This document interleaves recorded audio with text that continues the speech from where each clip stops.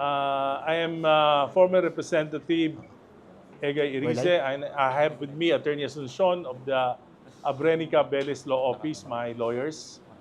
Uh, I have invited the Chairman Garcia and or his representative, pero Mic test. nag-decline po siya dahil lang sinabi niya merong existing case sa Supreme Court at baka daw pinag-iingat ako, baka raw po ako ma-sub judice. Alam nyo, gusto ko sanang intayin na intayin na lamang yung desisyon ng Korte Suprema bago magsalita pa tungkol dito. Pero nitong mga nakaraang araw, nakita ko po na busy si Chair Garcia sa pag-demonstrate ng Miro machines sa may mga television stations na siya po ay dumalo at ipinaliwanag niya. At nakita ko po na ito po ay misleading. Ito po ay mali po yung paliwanag at nais ko lang pong liwanagin. Kaya nga po inimbita ko siya para kung sakasakali na mali naman yung sinasabi ko, ma-refute niya. Pero ang sagot niya po ay baka daw po ma-sub judice. Simple lang po naman yung dalawang issue sa Supreme Court. Ang tinatanong ko lang, whether nag-violate na Republic Act 9369, yung automated election law, particularly Section 7 and Section 12. Yung sa Section 7, tinatanong ko lang po, tama ba yung ginawa niya na sila po ay nag-issue na ng terms of reference in July 2023 before convening the COMELEC Advisory Council. Pero yun lang po ang tanong. Pangalawang tanong, whether the machine is a prototype or the system is a prototype or not. Ibig sabihin ng prototype, ito po ba hindi pa nagagamit sa anumang eleksyon dito sa Pilipinas o sa ibang bansa. Binigyan po sila ng Korte Suprema ng 10 araw para sagutin yung aking petisyon. Ito po ay pinadala noong June 7. Kung gusto po nilang maliwanag na kagad, wala nang gulo, sana nasagot nila ito dahil dalawang issue lang naman. Pero minabuti nila na humingi pa ng extension. In fact, I just received a motion from Miro. They are requesting for another 30 days to answer just these two allegations. Ibig pong sabihin, tatagal pa po para madesisyonan ng Korte Suprema yung dalawang simpleng tanong. Ito po bang makina na to at sistema ng Miro ay prototype? Ito ba'y illegal o hindi? Ito bang ginawa nila na kinonvene muna, nag-issue muna sila ng TOR bago mag-convene ng COMELEC Advisory Council ay lumalabag sa RA 9369? Ito lang po yung dalawang question. Pero pinatagal po at kasalukuyan, ang COMELEC po ay nag-iikot at mini-mislead yung mga tao tungkol dito sa makinang ito. Kaya po, minabuti ko na ipresenta sa inyo, point by point, yung mga mali na sinasabi ni Commissioner Garcia at ng COMELEC. Alam niyo po, bakit ko ginagawa ito? Maraming nagtatanong. Ano ba yung motibo ko?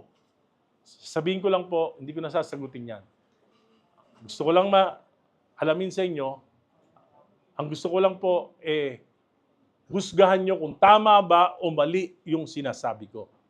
I've been a member and vice chairman of the Committee on Suffrage and Electoral Reforms sa House for 12 years. Member po ako ng Joint Congressional Committee on Automation for 9 years. I've been a candidate for 12 elections. 12 elections. I've been a participant in elections since 1980 when I was just 20 years old.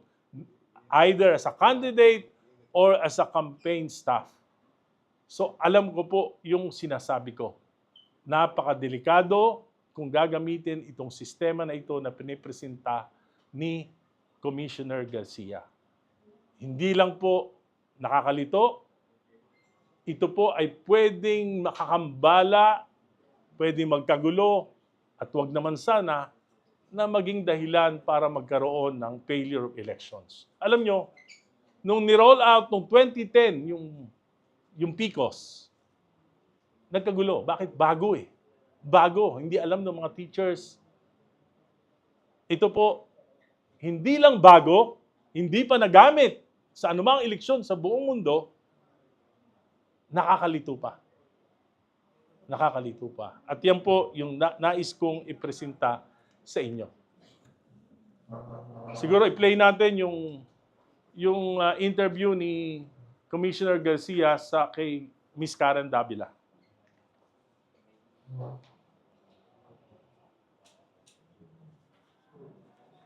All right, let's go to the demonstration already. How does this work? All right, so if If you're going to look at the ballots right now, before the ballot is 160 GSM in peak. Now it's only 90 GSM. So this is less expensive. Usually when it is 160 GSM, we usually import that in China. Okay. Now, we can purchase this Ito muna. paper. Hindi po totoo na makakatipid tayo dito. Bakit? Kasama po ng kontrata, Miro po ang bibili. Miro ang bibili ng papel. Ang makakatipid dito, hindi ang gobyerno ng Pilipinas, hindi ang COMELEC. Ang makakatipid po dito, hindi po totoo na makakatipid dito ang gobyerno ng Pilipinas.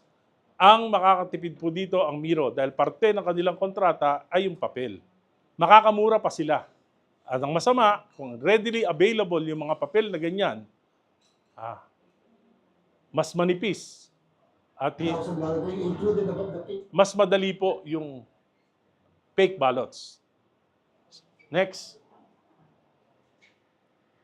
Purchase, they bought 2 new machines for printing, 300 million peso each sa HP. So kasama po yan sa bibigay sa atin. Kasama po yan sa bibigay sa atin. Kasama po. Okay?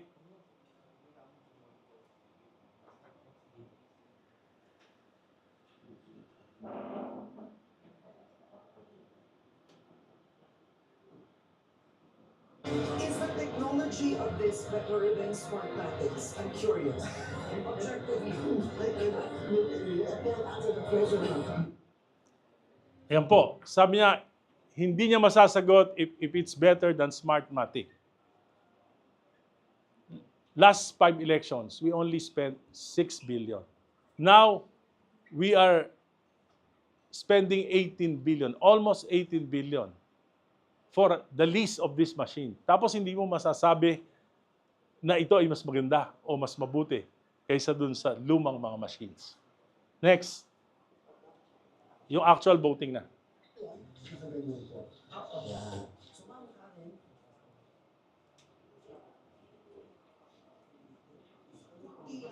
Yes, ma'am. Yung automatic feature na po siya. yeah, pwede. Yes, ma'am. Tingnan po natin. So, you insert the ballot. Almost 3 seconds na, ma'am. 200 millimeters per second. Is the technology of this better than Smartmatics? I'm curious.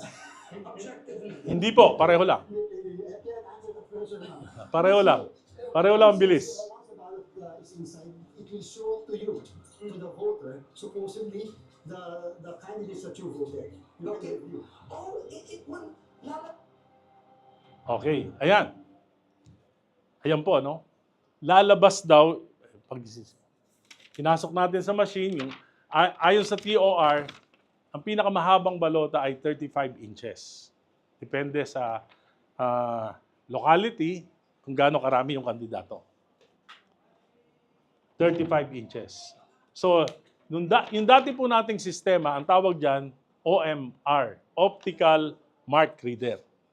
Yung Optical Mark Reader, ang sistema po, papasok natin yung ballots, binibilang na ng makina, tapos may lalabas na printed receipt. Prinoseso ng makina, lumabas yung yung ating boto. Ganun kabilis. Ngayon po, ayon dito, papasok natin, hindi pa bibilangin. Ipoproseso, tuloy mo. Ipoproseso ng makina.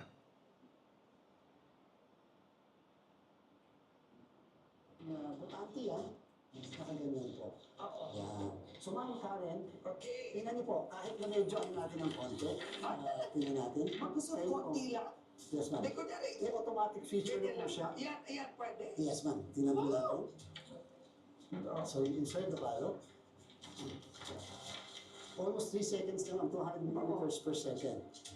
Is the technology of this better than Smartmatics? I'm curious. Objectively. I cannot answer that question now. Ma'am, see, once the ballot is inside, it will show to you, to the voter, supposedly, the candidates that you voted. You can Okay. review. Oh, it will lalap.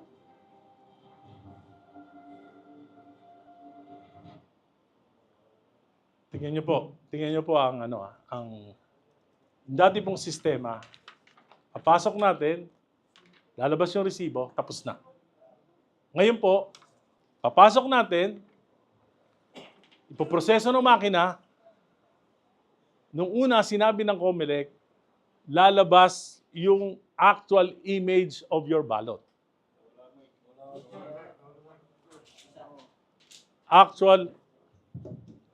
Sinabi po nung una ng COMELEC, lalabas yung actual image of the ballot. Pero, bandang huli po, binago nila.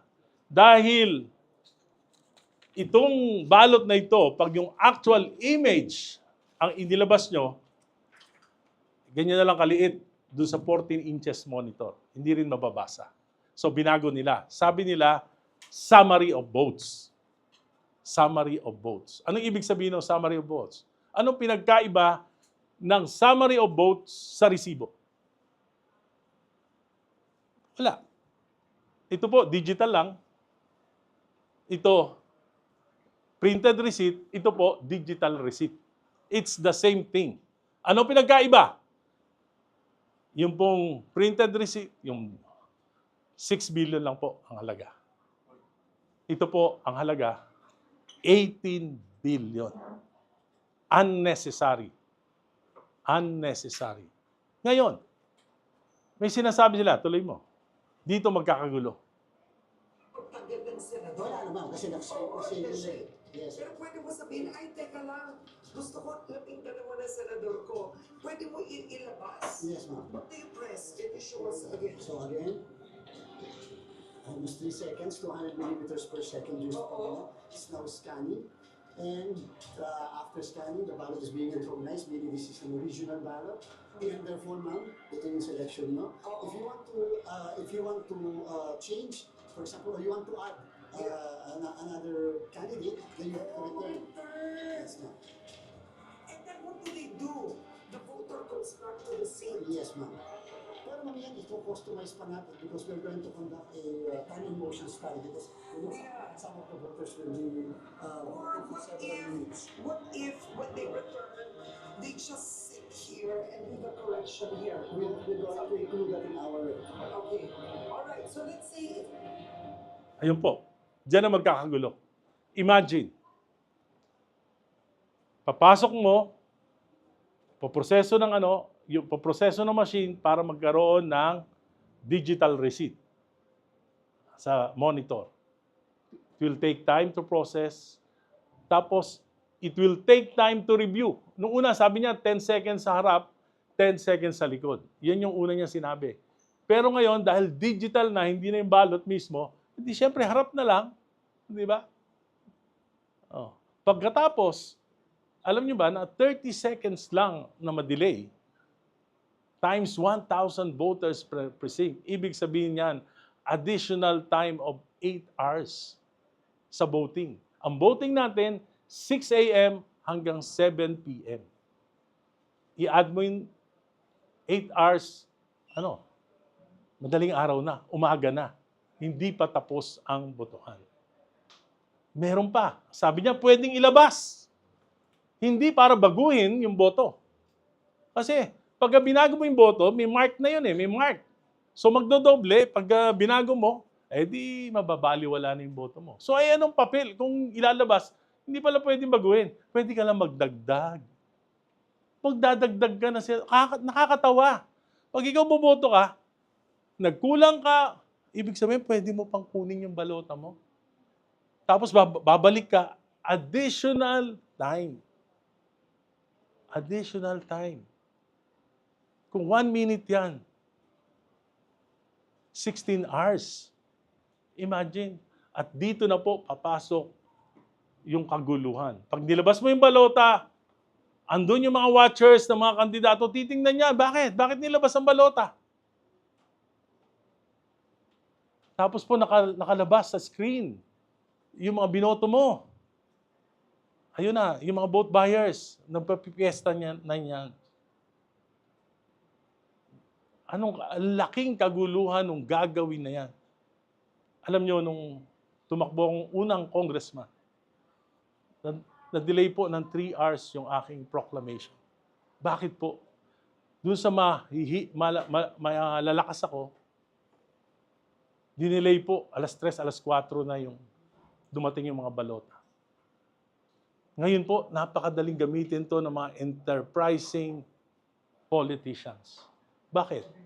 For example, mahina ako doon sa isang presinto. Ang gagawin ko lang, yung mga botante ko, halimbawa sa 1,000, meron ako 100 voters. Sabihin ko, mauna na kayo. Tapos ilabas nyo, lahat ng protesta gawin nyo. Sabihin nyo lang, hindi yan ang boto ko. Sabihin nyo lang, kulang ako, magdadagdag ako. Gaano katagal? Pipila ba yung mga tao? 5 hours? May 12? Kasagsagan ng kainitan? Mag-uuwian yan. Maraming madidisenfranchise. Ngayon pa lang, magta-time and motion ang COMELEC. Yung sistema nila, hindi nila pinag-aralang mabuti during the post qualifications. Nakakapagtaka po ito. Tuloy natin.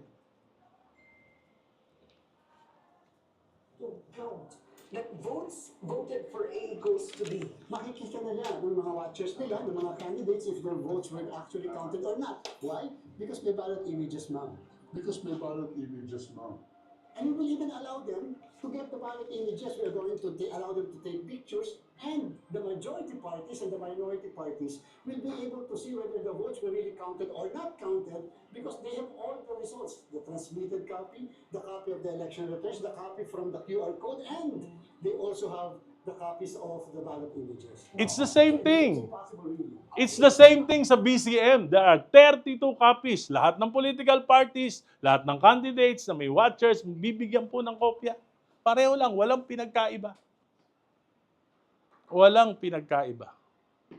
Sabi, ipopost, pwede rin i-post. Walang pinagkaiba. Ang pinagkaiba lang, 6 billion to 18 billion pesos.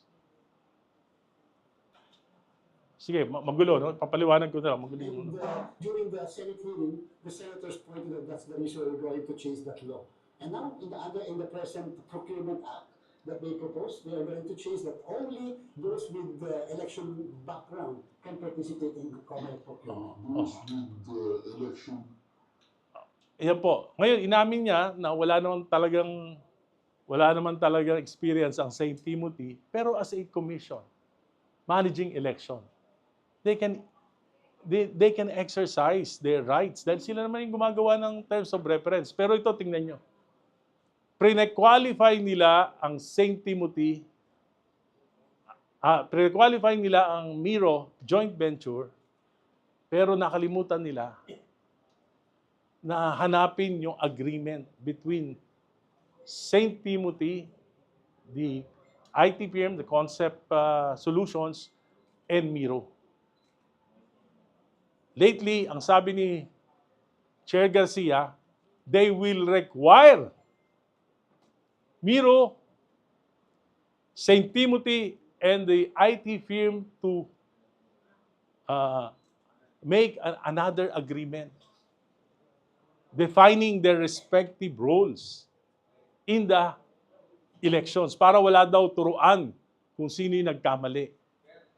This is something that should be done in the pre-qualification phase of the bidding. Pero ngayon po, kinukorek nila. Kinukorek nila after the bidding. Pwede na pala ngayon yun. Pag may mali ka, merong isang parte na hindi ka qualify, tuloy lang, pagkatapos ng bidding, pag nasa yun na yung kontrata, saka mo babaguhin. Second, during the post-qualification, ang present po na ballot box ng Miro joint venture ay transparent. Makikita nyo po yung balota, makikita nyo yung boto. And this is against the provisions of the terms of reference of the bidding. Pero pinos-qualified nila ang joint venture. Ngayon po, after the fact na naman, pinababago nila yung kulay. Ngayon daw, dapat hindi transparent, dapat colored yung ballot box. So, after the fact na naman. Pero ang pinakamalaking gulo po dito, yung sistema na pwede kang mag-recast ng iyong ballots. Pwede po itong magdulot ng napakalaking kaguluhan pagdating po sa actual election day. Yung pong legality po ng sistema ng Miro, it's up to the Supreme Court. They will decide on that. Pero, simple lang po. Gusto ko lang pong ipaliwanag sa inyo. Ginagamit natin OMR, subukan na yan dito sa Pilipinas. Nasubukan na yan sa ibang elections in other parts of this world. Yung another system, which is the DRE, that nasubukan na po yan dito sa Pilipinas, sa ibang mundo. Yung combination po, nasubukan na yan. Pero ito pong sistema na ito, wala pa pong bansa o eleksyon na gumamit na ito. Ibig pong sabihin, ginipig ang eleksyon ng Pilipinas. Tayo po ang ginipig ng Miro system. And this is a new rollout. At napansin ko po, yung isang statement ni Chairman Garcia. Sabi niya, the procurement of the new machines is an all-government decision. All-government decision. Maling-mali po ito. Bakit? Ibig niya sabihin, ang executive department, ang legislative, may partisipasyon dito sa procurement na ito ng bagong machine, sa pagdidesisyon na ito. Ang COMELEC po ay isang independent commission. Wala pong pakialam ang mga politiko sa manner ng pag-conduct ng eleksyon. Ibig ba sabihin, sinabi ng Kongreso at ng Executive Department na sabihin nyo na sira na yung mga makina kahit hindi pa? Sabihin nyo na wala ng spare parts kahit na mayroon kayong kontrata na dapat mag-provide ang Smartmatic until 2025 elections ng mga spare parts? Sinabi ba ng Kongreso ng Malacanang na abusuin nyo yung kapangyarihan nyo at i-disqualify nyo ang Smartmatic? Sinabi ba ng Kongreso na labagin nyo yung sarili nyo mga terms of reference? Sinabi ba na huwag nyong i-convene ang COMELEC Advisory Council, maglabas na kayo ng TOR? Bakit? Ito po'y desisyon ng COMELEC. Bakit idadamay yung national government? Why will they drag the national government? Why will they drag Congress? Kung meron pong kaguluhan na mangyayari dito, responsibilidad lang ito ng COMELEC. At hindi po dapat idamay. Especially with our heated political situation, especially with our problem with the WPS, napakahalaga po na may kredibilidad yung eleksyon natin. Sabi nila, anong motibo ko? Baka ano ka na smartmatic? Baka ikaw ay ginagawa mo ito para sa oposisyon? Hindi po. Whatever will be my motive will be doubted. Ang sinasabi ko na lang po, i-judge nyo, tama ba yung sinasabi ko o mali? Tama ba o mali? Napakalaking risk po sa akin to. Bakit? Kandidato ako sa susunod na eleksyon. Ang referee, COMELEC. They can do anything to me. Pero, siguro, baka ito na yung ano ko. Kahit na ito na yung huling legacy ko in the preservation of the democratic processes. And if they will, baguhin nila, ayusin nila, ipaliwanag nilang mabuti. I'd like to be proven wrong. Pero kung hindi po nila may papaliwanag mabuti, I'm willing to file an impeachment against COMELEC. And I will prove na ang dahilan dito, simple lang po. We never spent 6 billion in the 5 elections sa automation. Ngayon, almost 18 billion. Hard disk, mass production, 120,000. You will never spend 20,000 pesos sa hard disk. Monitor, 14 inches. You will never spend 10,000 for a monitor. Ballot box, 120,000. You will never spend 5,000 for a ballot box. Software, magkano lang yon? 18 billion divided by 120,000. 150,000 pesos per unit. Kano punan? Less than 50,000. This is the reason for all of this. Despite all the red flags of Miro, bulag, pipi at bingi ang COMELEC. Bakit? 12 billion ang diferensya. Okay na sana. Okay na yung 12 billion. Pero sana huwag magkagulo yung eleksyon. Pero sa pinapakita nila, ngayon, nililito nila yung tao. Chairman Garcia is acting as the marketing manager of Miro. Dapat na magpaliwanag nitong sistema na ito yung mga technical people ng Miro. Yung technical people ng COMELEC. Hindi si Chairman Garcia. Kaya nga mali-mali yung mga sinasabi niya. Ito po ang diferensya. Yan ang diferensya. Salamat po. Yung filing nyo ng impeachment, yung threat ng impeachment kay Chairman, kailan nyo balak gawin yun? After ba ng SC ruling o kahit na hindi ba nagpupulang ng SC? Alam nyo, yung 2 issues lang.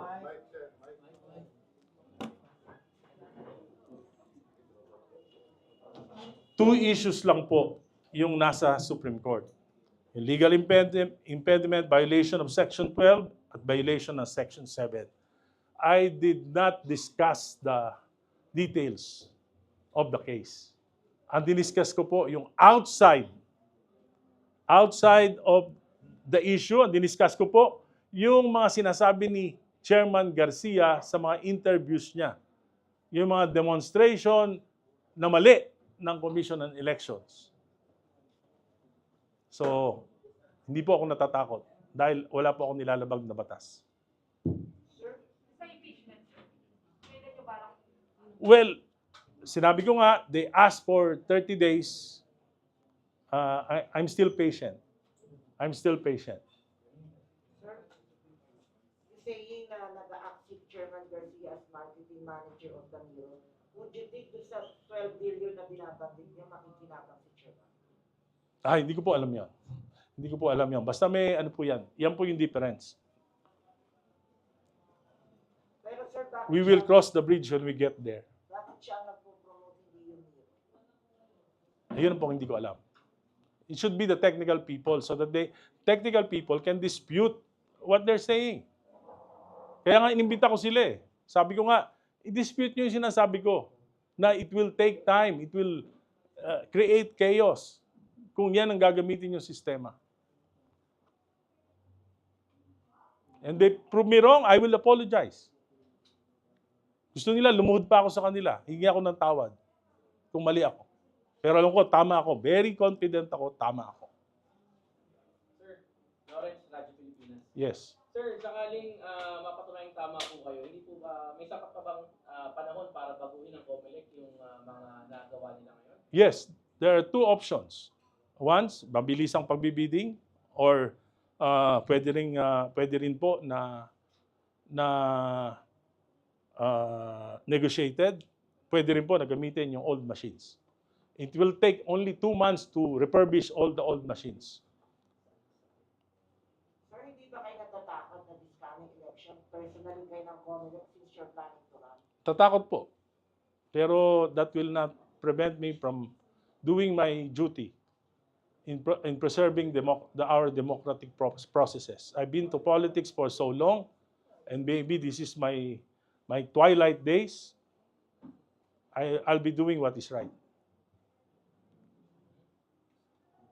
Sir, ay po, Mads po from Net25. Sir, sabi niyo po, pwede namang i-refurbish yung mga machine, yung sa BCM. Ang sabi ng COMELEC kasi, ang problema po, yung mga gamit na mismo, mahirap i-refurbish daw. Hindi po totoo yun. Kasi po, after the 2022 elections, yan po ay in-inspect ng COMELEC. Yung 97,000 machine in-inspect ng COMELEC, isa-isa po yan, in-inspection nila at sinertify na nila na they are all in good working condition.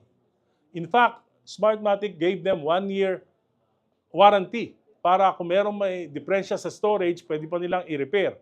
Pero sa halip na tingnan nila kung ano yung mga nasira, ang ginawa po nila, naglabas sila ng en-banc resolution declaring all these machines as unserviceable. Ang sabi nila sa resolution, sira na, walang spare parts. Hindi po totoo yun. May certifications nila na they are all in good working condition. Hindi po totoo yun. Meron pong kontrata ang Smartmatic at ang COMELEC na magpo-provide ang Smartmatic, obligado ang Smartmatic mag-provide ng spare parts until the 2025 elections. Hindi totoo yun. At hinilabag po ng COMELEC yung mismong rules ng Commission on Audit. Ano ba yung rules ng Commission on Audit? Pag dineclare mo ang isang government equipment, machine, na unserviceable, dapat inspect yan ng Commission on Audit at Commission on Audit ang magsasabi whether it's unserviceable or not. Meron pong ano yan. Hindi ko na lang matandaan yung particular directive ng COA tungkol po sa disposal. But you can research yung particular provision na yon na bago po i-declare na unserviceable ang isang government equipment, kailangan po ng COA approval. Wala po yan. Sir, clear ko lang po. Sa inyo, wala po kung gamitin yung BCM o mag-negotiated contract tayo, kumuha ng ibang machine, ibang sistema. Ang gusto niyo lang, wag gamitin yung ACM. Tama po ba? Huwag gamitin yung hindi pa nagagamit sa ibang eleksyon dahil wala pang proven capability. Alam nyo, sa totoo lang po, kinausap ako, nung nagsalita po ako sa Congress, kinausap ako ng Miro. Twice. Thrice. Kinausap nila ako. Ang isa lang po sabi ko sa kanila, wala akong personal sa inyo. Basta gagamitin nyo lang yung nagamit na sa ibang eleksyon, pwede. Pinayuhan ko pa sila eh. Gamitin nyo na lang. Di yung the old system, whether, kasi imposible namang gumamit sa atin ng DRE, napakamahal eh. Gumamit kayo ng OMR, wala namang problema sa akin. Pero huwag kayong gagamit. Para lang magmahal, gagawa kayo ng mga hocus-pocus. Di ba? Mahirap yan eh. Kinausap nila ako thrice. Si Alvin Lim, yung sa kanilang IT, yung isang kasosyo nila, yung gumagawa ng ballot box, si Willie, at nakausap ko rin, accidentally, si St. Timothy. Pare-pareho ang sinabi ko sa kanila. Sir, parang lumalabas din sa presentation nyo nga na bukod sa mahal yung kontrata, nagdadaw kayo dun sa magiging result ng election, madaling dayain kung yung pagbabasihan yung naging presentation. Alam niyo, hindi po ako naniniwala na madaling dayain yung technology. Ang sinasabi ko po, dahil doon sa proseso, it will take time for one person to vote and it will take eternity para matapos yung eleksyon natin na magkakaroon po ng kaguluhan. Bukod po dyan, hindi ko nakalimutan ko kanina, yung kanilang election management system gagamit ng MS Word saka ng Excel.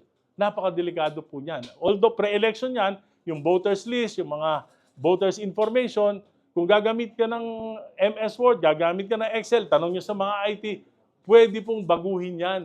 Editable, corruptible, hindi mo matitrace kung sino yung naggumawa ng pag-i-edit o pagko-corrupt ng system.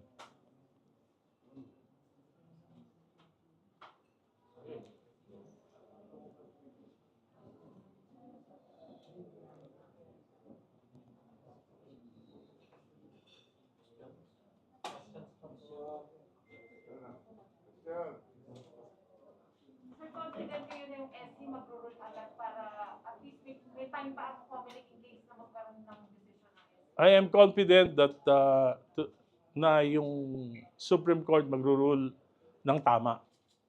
Although, sabi ko nga, kung talagang confident yung COMELEC dun sa sistema na yan, sana 10 days is enough para sagutin yung aking ano. Pero humingi sila ng 30 days. Mas matagal pa yung extension kaysa dun sa time na binigay sa kanila ng COMELEC. So, but sabi ko nga, we will be very patient. We will wait for the Supreme Court decision. Kaya lang po ako nag-press con ngayon para ipakita ko po na yung sinasabi ni Chairman Garcia nung kay Karen sa mga demonstration nila mali. Misleading.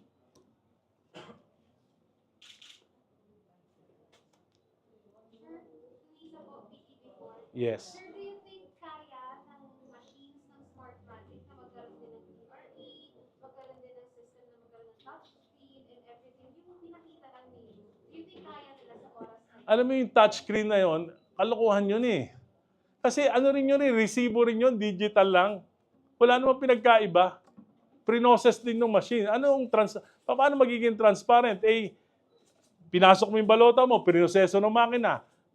Lumabas yung resibo. Nakita mo yung boto mo. Pinasok mo yung makina mo. Pre-proseso ng makina. Nilabas sa monitor. Pareho lang. It's the same thing. The only difference is this is 18 billion and this is 6 billion. Ginagawa lang nila ito to justify the price. technically, sir, we are proposing is the same machine na gamitin. Actually, capable yung Smartmatic BCM, capable yan ng ganun. Kaya lang nga, dati gustong gawin yon, kaya lang hindi nila ginawa dahil alam nila, hahaba ang pila, magkakaroon ng disenfranchisement kapag humaba yung pila ng ganung katagal na botohan. Sabi ko nga sa inyo, for every 30 seconds per voter na madagdag, 8 hours ang madadagdag sa election time, sa duration. And I can prove that. Dapat nga sila gumagawa nito yung time and motion eh. Sila dapat ang gumagawa nito eh.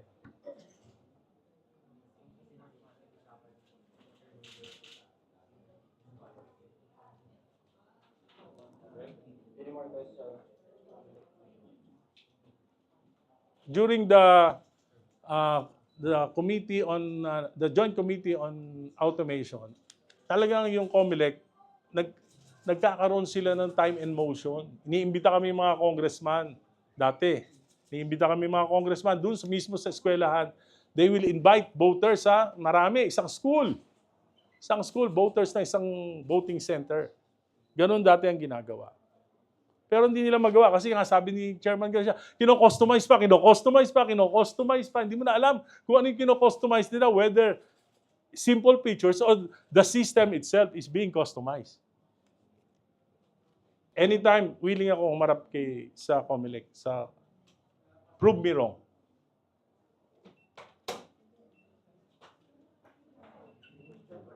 Pero nagkausap na ba kayo si Chairman?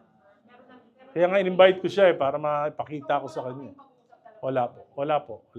May kumausap sa akin Miro. Pero sinabi ko sa kanila, mali yung sistema niyo. It's prototype. Sinabi ko sa kanila. 3 yung kumausap sa akin sa Miro.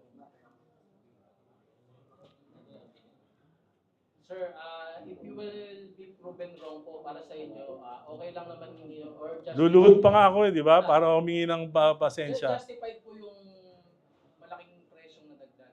If ever na okay naman yung system para sa inyo. Sa akin, hindi masyadong importante yung presyo. Although, siyempre, yung corruption is one of our problems. Sa kapag may corruption, hindi mo na yung credibility ng elections, di ba? Kaya nga, sabi ko, importante, i-prove nila na mag-work itong system na ito. Pero paano mo i-prove kung madidelay nga? Simple lang naman Dadagdagan mo yung voting time Di ba? Paano? Paano yung mangyayari? Tapos, yung digital, yung printed receipt, pareho lang naman ang digital receipt. Anong pinagkaiba Wala naman. Question. Sir Gerard po from Malaya. Sir, you're saying po sir na dapat i-invalidate yung contract between Miro and COMELEC. That's my petition. I don't want to discuss the details of that petition. In case sir na mag-grant yung sir hypothetically, ano po yung fallback natin? May time po ba to find another supplier? Yes. Less than Yes. 1 year na lang sir? Yes. Paano po kaya? Alam nyo, yung i-refurbish lang nila yung 2 months lang tapos na. Yung atin this is not owned by Smartmatic owned by the government. Tapos na. Mag-negotiate sila ng contract sa responsible, tapos na. Aside, you're saying sir, aside dun sa refurbish, pwedeng negotiate. Yes.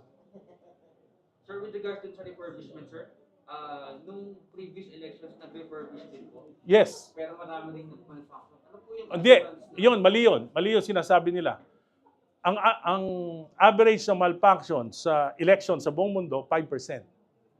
Tayo, hindi pa tayo yung mating machine na binili, hindi pa yan nag-malfunction ng more than 1%. Pero sir, the COMELEC was lambasted after ng 2022 elections with the 2,000 malfunction. Ano po yung assurance na hindi ulit? Sabi ko nga, meron namang world standards sa magma-malfunction. That is 5%. And we did not reach that. But do you think sir, acceptable yun sa COMELEC? Yes, acceptable. Ang Miro, ang nag-malfunction sa Congo, 49%. Sa election nila. Sa Iraq, yung Miro, 70%. Kaya nag-revert into manual elections. Thank you sir.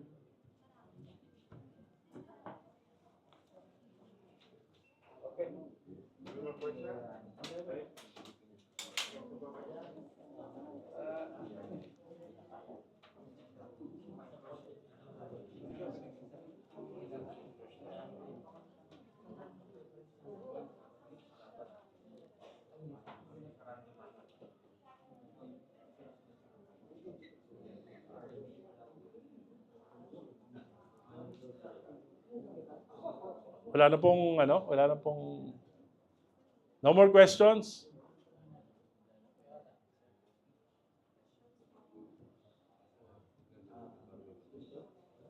Yung Miro po, hindi ginagamit sa Korea. South Korea mismo. Once lang sila nagamit, yung tabulation lang. Kasi po manual election sa Korea. Kaya po mali yung ginamit ng Korea, hindi po yan. Hindi nagamit. Ang experience ng Miro, lahat authoritarian government, yung hindi ka pwedeng pumalag. Congo, Nicaragua, Kyrgyzstan, Iraq. authoritarian governments. Yan yung kanilang Russia. Yan yung kanilang experience.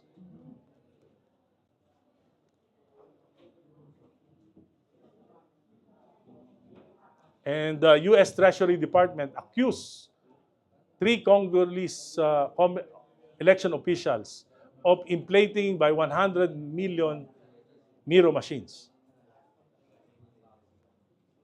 Dollars, $100 million.